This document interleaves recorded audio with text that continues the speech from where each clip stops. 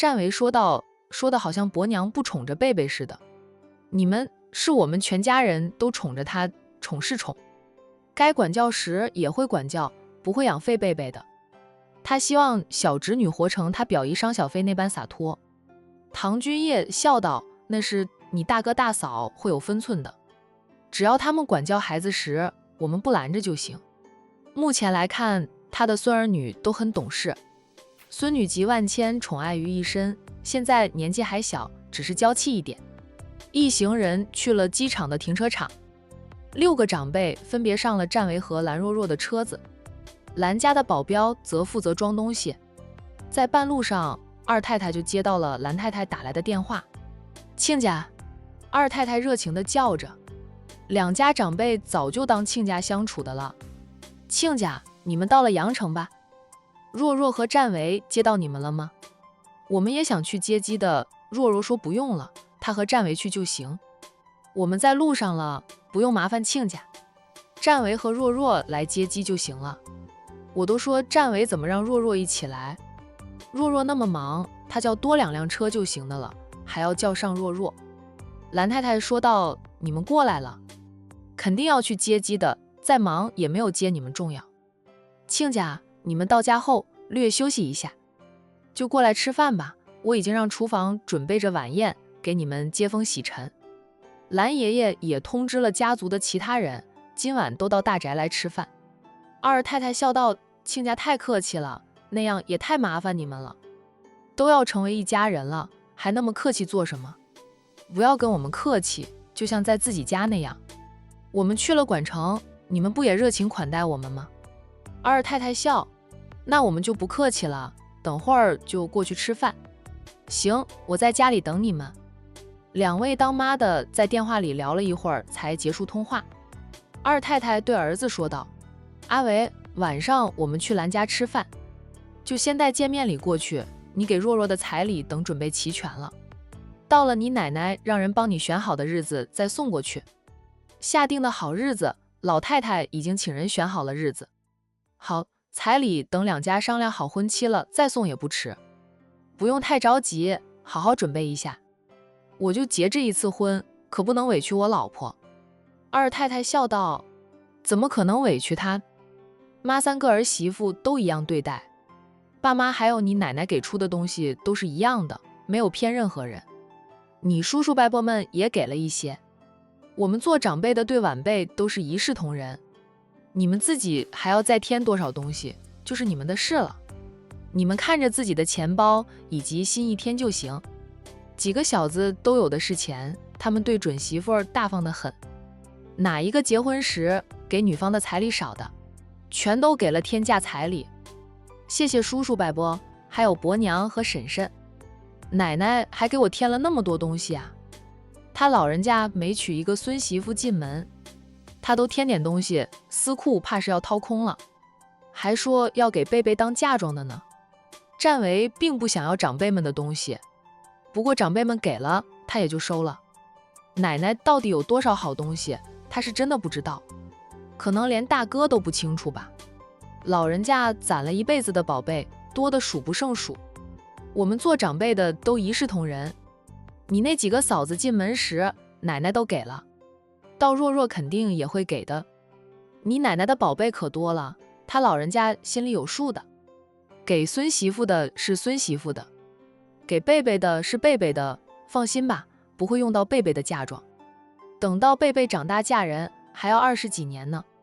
再说了，他们战家就贝贝一个女儿，贝贝以后嫁人根本不用愁嫁妆，就他们这些当叔公叔婆的，都会给她准备一份丰厚的嫁妆，更不要说她的父母和亲爷奶了。对了，先打电话给你奶奶，免得她老人家惦记着。二太太等人下了飞机后就上车了，还没有打电话回去报平安呢，她当即就打电话给婆婆。老太太很快接听了她的电话，妈，我们到了阳城，老七接到我们了，现在回老七的房子。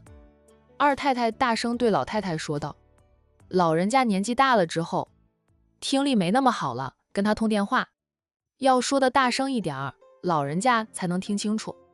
哦，到了就好。老太太在看着孩子们玩呢，你们好好休息休息，挂电话了。二太太哦了一声，等老太太挂了电话后，对丈夫说道：妈肯定在看着那些小家伙们，只要是陪着小家伙，就不耐烦搭理我们。占为笑，从宝宝出生后，奶奶的眼里就只有曾孙辈了，不要说爸妈了，就是我们这些她曾经最疼爱的孙子都要靠边站呢。大家都笑。2个小时后，回到了占为在阳城的家，管家早就将房子收拾好。二太太打量了儿子买的别墅后，说道：不够大，你还要再买一栋大一点的别墅，至少要比现在这栋大一点，当成你和若若的婚房。我在看房子了，还没有看到合适的。不用母亲提醒，占为也会重新买一栋大别墅，当成他和若若的婚房。蓝若若听到母子俩这样说，她说道：阿姨，占为这栋别墅算是大的了，前后院子都有，在这个别墅区里，占地面积是最大的，就这里也挺好的。她不嫌弃。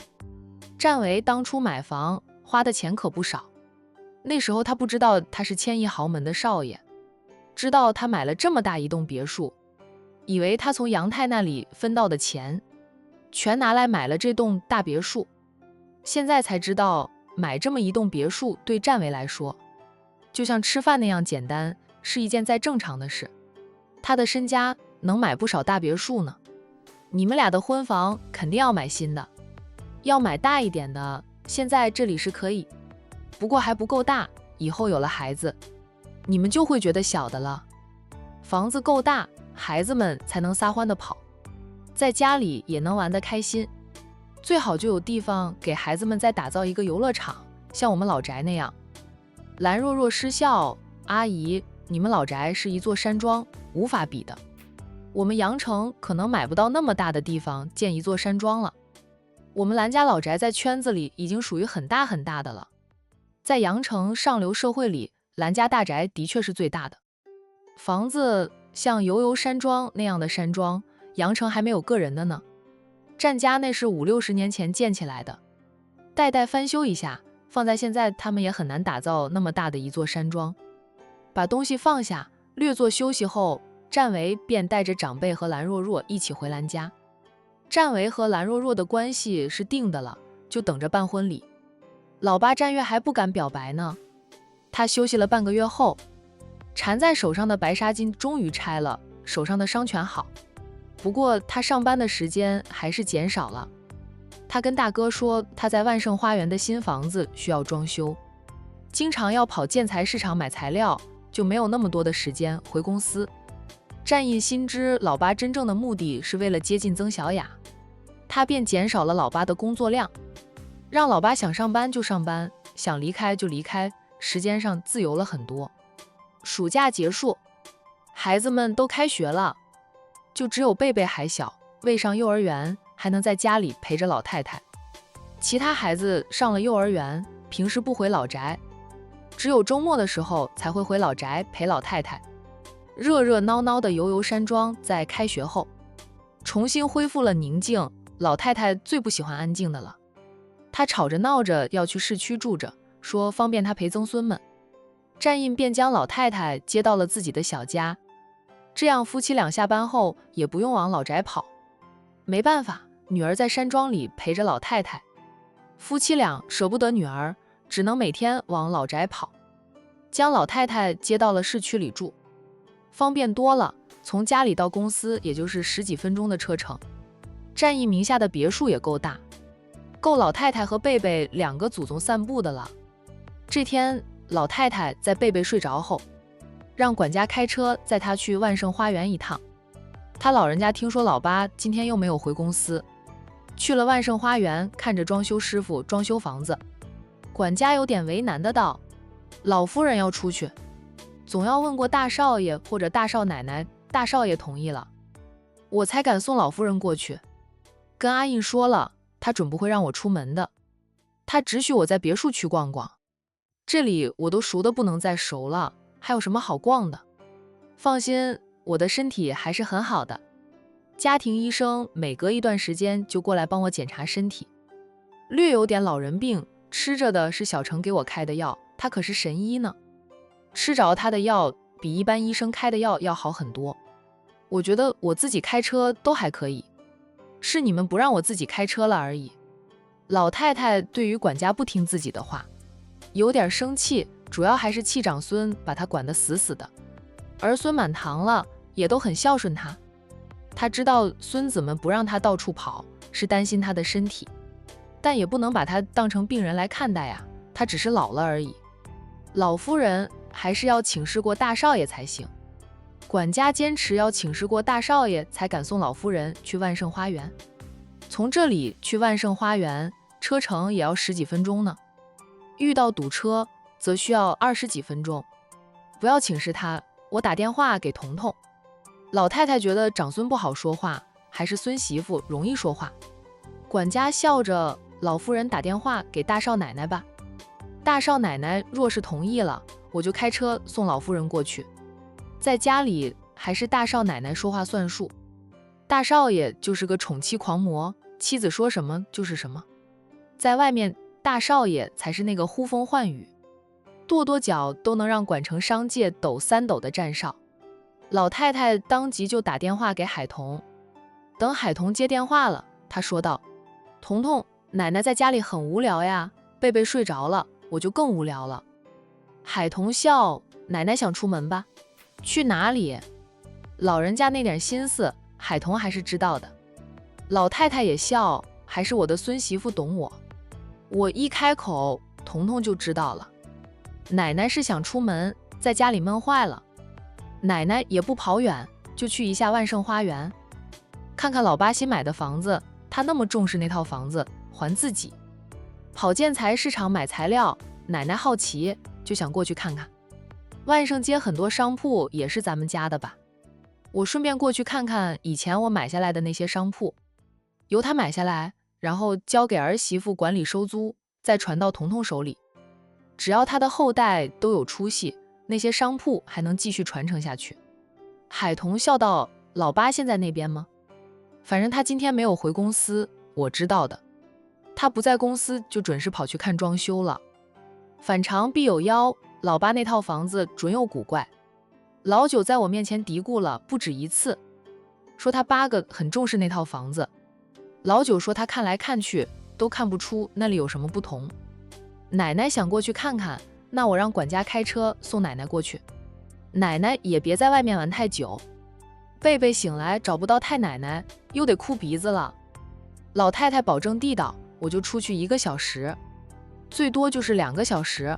贝贝玩了那么久，玩累了能睡上2个小时的。放心吧，在贝贝醒来时，我保证回到家里了。那你跟管家说一下，没有你和阿印的同意，管家都不肯送我过去。老太太吐槽，她这个老夫人如今就是吉祥物，只能摆放在家里的了，想动一动都要长孙同意才行。就是其他孙子要接她过去小住2天，都得经过阿印同意。好，海童爽快地答应，老太太就将手机递给管家。管家从海童那里得到了答复，才敢送老太太出门。就是这样，都还带着家庭备用药箱出门，就怕老太太突然会出什么状况。同时也带着2名保镖跟随，确保老太太的安全。战月不知道奶奶跑去看她的房子，她今天没有回公司，是因为曾小雅今天休假。他知道后，马上就跟大哥说要买材料，不回公司了。然后跑过来问装修的唐师傅有什么材料需要买的了，还真有不少材料需要买的。他便厚着脸皮去麻烦曾小雅带他跑建材市场买材料。接到奶奶的电话时，他和曾小雅刚从建材市场回来，都还没有回到万盛带呢。奶奶，你说什么？你在万盛花园门口了？听到奶奶到了万盛花园，战月第一叫一声奶奶。你怎么过来了？大哥知道你出门吗？你不要到处乱跑，一把年纪的了，出什么事大哥会骂死。老太太应着，你大嫂知道我出门的，还是彤彤安排管家开车送我过来。你新买的房子，奶奶还没有过来瞧过。现在贝贝在睡觉，奶奶无聊，便过来瞧瞧。老九总是说瞧不出你新买的房子有什么值得你这么重视的，他小子年轻看不出来。战月在心里将九弟骂了几遍，那小子老在奶奶面前嘀咕什么呀？叫他跟着买套房子，他又不买，又喜欢在奶奶面前嘀咕，不知道奶奶才是最喜欢吃瓜的那个吗？奶奶虽然老了，但依旧精明得很。奶奶来2趟就会发现她是醉翁之意不在酒的了。我在外面买材料，10分钟左右能回到。奶奶先在门口等等我。战月说道，我那时候手有伤，还不能做事，才会想着亲自管一回装修的事。能有什么不一样，就是一套大平层而已。老太太说道，管你是什么房子，我无聊，就过来看看，打发一下无聊的时间了。行，那奶奶在万盛花园的门口等你。好。老太太挂了电话，对身边的管家说道，老八有点紧张，我突然过来要看他的房子，他似是有点慌，9成有鬼。管家笑道，老夫人，你想多了，八少就是亲自管一回装修而已，能有什么鬼？现在还不知道有什么鬼，等我看过了，来多几次就知道了。这些小子都是我带大的，我对他们了解得很，只要他们尾巴翘起来，我就知道他们想做什么。管家只能陪着笑。那边的战月在奶奶挂了电话后，对曾小雅说道，曾医生，我奶奶过来参观我的房子，怕我奶奶误会，我先送你回家吧。老夫人来了吗？能不能介绍我和老夫人正式认识认识？曾小雅却对战家那位老太君很感兴趣，很想再见一见老太太。她还知道老太太跟神医师徒俩是旧识。曾小雅挺想认识一下程医生的，程医生就比她大几岁到10岁之间吧，但人家的医术精湛得很，有神医之称，又来无影去无踪，一般人都请不到程医生看病。不过相较于老神医，程医生还是容易见到。老神医才是神龙见首不见尾，而且老神医给人看病挑病人的，普通的病他老人家懒得诊治，老人家喜欢挑战那些疑难杂症。程医生就是只要请到他有时间的话都会诊治，不挑病人，不挑病情。只是程医生太忙，又嫁入了豪门，一般人还是很难看到他的，更不要说结交了。战月笑道，不是不可以，只是我带着你过去的话，我奶奶会想多，以为你是我的女朋友。她老人家现在不管事了，就整天喊无聊，然后盯着我们这2、3个还没有结婚的孙子。但凡我们身边出现一个女的，哪怕是只母蚊子，奶奶都会想多。曾医生年轻又没有男朋友，跟着我出现在奶奶的面前，奶奶肯定会把你当成她的孙媳妇来看待。我就是怕引起误会。曾小雅，你奶奶还怕你娶不到老婆呀？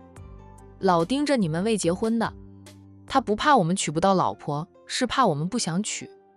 我们兄弟几个没有一个人能逃出奶奶的手掌心，都被奶奶催着相亲或者追妻。曾小雅扑哧的笑，理解的也是正常的，可能我们国的长辈都是一个样吧。看我爸妈那么忙，只要他们想起还有我这个女儿，都要念叨几句呢，叫我遇到合适的就谈一个。曾小雅说道，我受过感情伤害，现在是走出来了，不过不想太快开始新的恋情，等我工作更加稳定了再考虑吧。追求她的男同学，他没有男女之情，明着拒绝了之后，对方也死了心，最近都没有再围着他打转，就是林学长还不肯死心，对他死缠烂打。他上晚班，每天早上林学长都在医院门口等着他下班，要请他去早餐。他换班了，上白班，林学长依旧是天天在医院门口等他，要请他去看电影或者陪他去逛街。明确拒绝了数次，林学长就是不死心。林学长说喜欢他几年了，他放不下他，请求他给他一个机会。哎，被人喜欢有时候也是一件麻烦事。他对林学长是真的不来电，并不仅仅是觉得他的家庭会拖累这么简单。若是他爱林学长，就算林学长的原生家庭挺麻烦的，他也有能力解决，不会让林家人一直占便宜。主要还是他不爱，不爱就不爱，不管林学长为他做什么，对他再好，他都不会爱上他。对，不用着急，慢慢来，总会遇到适合你的好男人，天底下好男人还是很多的。你不要因为一次情伤，就一竹竿将我们男人打死了。曾小雅看他两眼，笑道：放心，我将谁打死都不会将你打死的。你们战家男人的专情是出了名的。战月松口气，还好他不讨厌他，他比林健的机会大，就是2个人认识的时间，前后加一起都不足2个月，他还不敢表白，也能看出来。曾小雅对他还没有心动的感觉。别人总是说他们战家的男人，只要想追求哪个女孩子，动动手指头，人家就屁颠屁颠扑过来。错了，他们遇到真正喜欢的女孩子，追起来也挺难的。他们都是很理智的人，不花痴，更不会因为他的家世背景就动心，还是得付出真心，做到最好，才能打动他们的芳心。他的哥哥们哪一个追妻不是花上1年半载的？战月也不着急，七哥都还没有结婚呢，只是求婚成功了。家里长辈去了阳城半个月都还没有回来，听说是七哥给七嫂的彩礼还没有准备好。曾医生要是不怕我奶奶误会，那我就介绍我奶奶给曾医生认识一下。曾小雅笑道：我跟老夫人解释清楚就行。老夫人倒是见过的，她去医院看过你，就是没有和她老人家近距离接触，没有好好说上话。战月心里腹诽着，曾小雅的解释奶奶不会相信的，只要奶奶看到曾小雅从她的车上走下来，就会明白她对曾小雅的想法，真怕奶奶的热情会吓到曾小雅呀。